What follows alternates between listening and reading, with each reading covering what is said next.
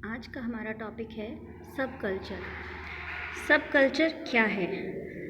सब कल्चर की मीनिंग की अगर हम बात करें तो सब कल्चर एक वो ग्रुप, पीपल्स का वो ग्रुप है जो अपने वैल्यूज़, अपने एनवायरनमेंट से रिलेटेड जो भी बातें हैं वो सब शेयर करते हैं। और हम ये कह सकते हैं कि इस तरह का ग्रुप जो किसी स्पेसिफिक मेथड से या स्पेसिफिक मूड से जो आपस में कई बार अचानक जुड़ जाते हैं, उन ग्रुप्स को हम सब कल्चर कहते हैं। बहुत से फैक्टर्स ऐसे होते हैं जो उन इंडिविजुअल पर इम्पैक्ट डालते हैं। जब हम बात करते हैं इन फैक्टर्स की तो हमारे पास 5 मेन फैक्टर्स आते हैं जो उन सब कल्चर्स को क्रिएट करते हैं और सबसे ज़्यादा कंज्यूमर बिहेवियर पर इम्पैक्ट भी डालते हैं। सबसे पहले हमारा जो कंज्यूमर बिहेवियर इन्फ्लुएंस्ड होता है वो होता है सोशल इंस्टीट्यूशन से। सोशल इंस्टीट्यूशन में वो पर्सन्स आते हैं जो किसी भी तरह से हमारा कोई भी सोशल इंस्टीट्यूशन के वजह से सब कल्चर में इंक्लूड हो जाते हैं। जैसे अगर हम फॉर एग्जांपल अगर हम बात करें, मैरिज में इंक्लूडेड जो भी पार्टिसिपेशंस होते हैं वो सब कल्चर में इंक्लूड हो जाते हैं। या हमारे पेरेंटहुड जो होते हैं, या हमारी रिटायरमेंट कम्युनिटी जो होती है, या आर्मी, या कोई भी हमारा प्रोफेशनल ग्रुप, वो सब हमारी सोशल इंस्टीट्यूशन में आते हैं और उनका इन्फ्लुएंस उस ग्रुप के जो भी कंज्यूमर्स हैं उन पर ज़रूर पड़ता है। सेकंड है मटेरियल कल्चर।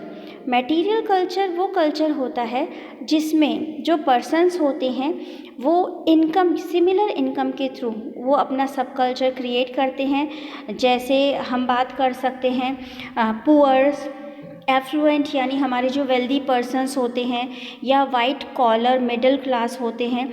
इस तरह के जो लोग होते हैं जो एक अपने जैसे क्लास के लोगों के साथ बैठना पसंद करते हैं या उन लोगों के साथ बातचीत पसंद करते हैं, तो उनका जो इन्फ्लुएंस होता है वो उन्हीं जैसे लोगों के साथ होता है। तो ये हमारा मटेरियल कल्चर आता है।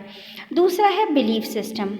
बिलीफ सिस्टम में वो पर्सन आते हैं जो किसी तरह से अपने बिलीव्स को शेयर करते हैं और जिनकी वजह से उनका सब कल्चर एक क्रिएट हो जाता है। जैसे हमारी रिलीजियस पार्टी होती है, पॉलिटिकल पार्टी होती है, जो एक दूसरे के बिलीव को, कि कई बार होता है कि हम जैसे कुछ ग्रुप में बात कर रहे हों, उनका बिलीफ है कि ये एक पॉलिटिकल पार्टी है, ये बहुत अच्छी है, और दूसरी पॉलिटिकल पार्टी के अगेंस्ट वो बात करते हैं। तो उस ग्रुप में जब वो सारे लोग बात कर रहे होते हैं तो उसमें क्या होता है कि जो पर्सन उससे एग्री करते हैं वो एक सब कल्चर बन जाता है, और जो उससे डिसएग्री करते हैं वो एक सब कल्चर बन जाता है। तो बिलीफ सिस्टम की वजह से भी सब कल्चर्स क्रिएट हो जाते हैं।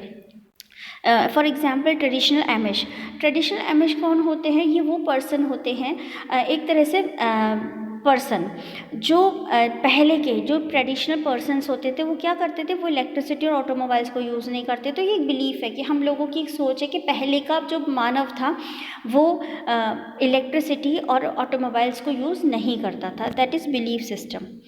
नेक्स्ट है एस्थेटिक्स वो यानी एक तरह से वो पर्सन जो बहुत ज़्यादा नेचर और ब्यूटी के साथ कंसर्न करते हैं, यानी जो नेचर के साथ रहना पसंद करते हैं और जो बहुत ज़्यादा ब्यूटी को अप्रिशिएट करते हैं।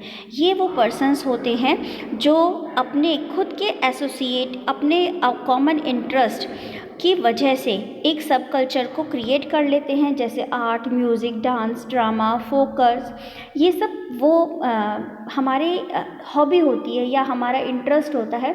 तो हम जिस इंटरेस्ट के पर्सन होते हैं हमें उसी टाइप के इंटरेस्ट वाले पर्सन के साथ बात करना अच्छा लगता है और हम अपने व्यूज़ उनके साथ शेयर करते हैं। तो ये एस्थेटिक्स एक सब कल्चर क्रिएट करता है। Next is language. कई बार हम अपने जैसे सिमिलर वोकेबलरी वाले पर्सन भी सब कल्चर बना लेते हैं। जैसे साउथर्न्स एंड नॉर्थर्न्स, ये ट्रेडिशनल कैटेगरीज़ हैं। हम अगर बात करें तो इसके अलावा जैसे अगर हम इंडिया की बात करते हैं तो हमारी नॉर्थ साइड के जो लोग हैं उनकी लैंग्वेज अलग है, साउथ के जो पर्सन हैं उनकी लैंग्वेज अलग है, तो ईस्ट वेस्ट सबके अलग अलग लैंग्वेज हैं। तो क्या है, हम अपनी लैंग्वेज वाले पर्सन्स के साथ बातचीत करने में ज़्यादा कंफर्टेबल होते हैं, तो इसलिए वो भी एक कैटेगरी, वो भी एक सब कल्चर को क्रिएट कर देते हैं। तो इस तरह से हमारे ये फैक्टर्स होते हैं जो फैक्टर्स हमारे कंज्यूमर बिहेवियर पर असर डालते हैं।